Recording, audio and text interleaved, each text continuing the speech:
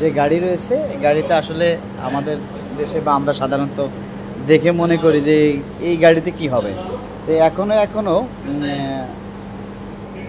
কিছু কিছু দেশের আরবিয়ান দেশের এই গাড়িকে তারা খুব যত্ন করে এবং নষ্ট হয়ে গেলেও অনেক সুন্দরভাবে রিপেয়ার করে নতুনের মতো করে আবার চালু করে। মার্সিডিজ 1973 সালের মডেল এই গাড়িটা আপনাদেরকে আমি পরবর্তী সময় যখন কমপ্লিট হয়ে গেলে আবার আপনাদেরকে আমি ছোট্ট ভিডিও।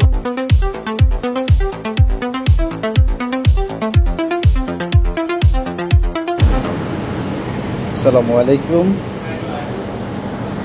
এই যে দেখতে পাচ্ছেন একটা গাড়ি, এটা হচ্ছে 1973 সালের মার্সিডিজ যে গাড়ি রয়েছে। গাড়িতে আসলে আমাদের দেশে বা আমরা সাধারণত দেখে মনে করি যে এই গাড়িতে কি হবে। তো এখনও কিছু কিছু দেশের আরবিয়ান দেশের এই গাড়িকে তারা খুব যত্ন করে এবং নষ্ট হয়ে গেলেও অনেক সুন্দরভাবে রিপেয়ার করে নতুনের মতো করে আবার চালু করে। মার্সিডিজ 1973 সালের মডেল এই গাড়িটা আপনাদেরকে আমি পরবর্তী সময় যখন কমপ্লিট হয়ে গেলে আবার আপনাদেরকে আমি ছোট্ট ভিডিও অর্থাৎ রিল ভিডিওর মাধ্যমে আপনাদেরকে পুরো গাড়িটা দেখানোর জন্য চেষ্টা করব। যদি আপনারা আমাদের সাথে থাকবেন, আমাদের চ্যানেলের সাথে থাকবেন, চ্যানেলটি সাবস্ক্রাইব করবেন, পাশে থাকা বেল আইকনটি অন করে দেবেন। এরকম নিত্য নতুন ভিডিও পেতে আমাদের সঙ্গে থাকবেন। কিন্তু আমাদের এখানে কাজ করে আমাদের এক বাংলাদেশি ভাই, এবং এই দেশের মাসরি আছে, অনেক সুন্দর করে তারা কাজটা ফিনিশিং করবে আশা করি। তো আপনারা তাদের জন্য দোয়া করবেন।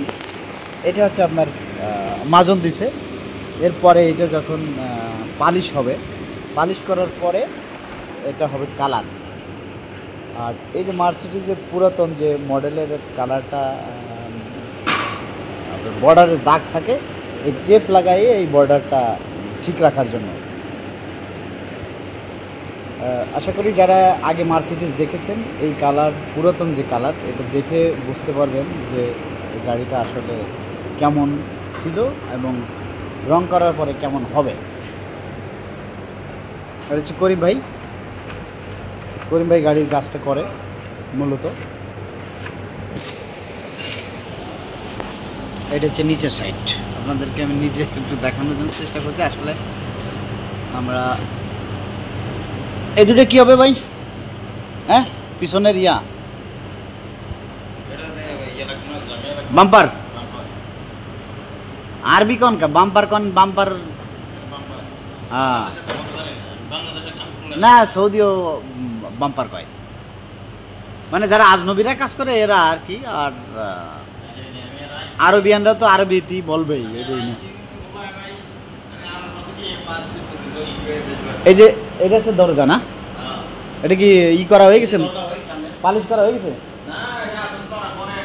শুধু মাজন মারি রাখছেন তাই? এই যে 4টা দরজার, এই যে 2টা, ওই যে উপরে 2টা,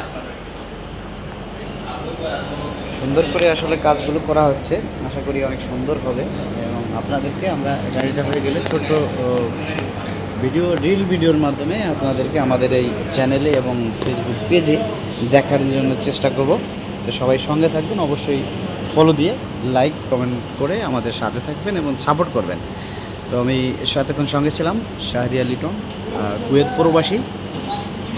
তো ভালো থাকবেন, সুস্থ থাকবেন। আল্লাহ হাফেজ, good bye, tata, see you, thank you so much.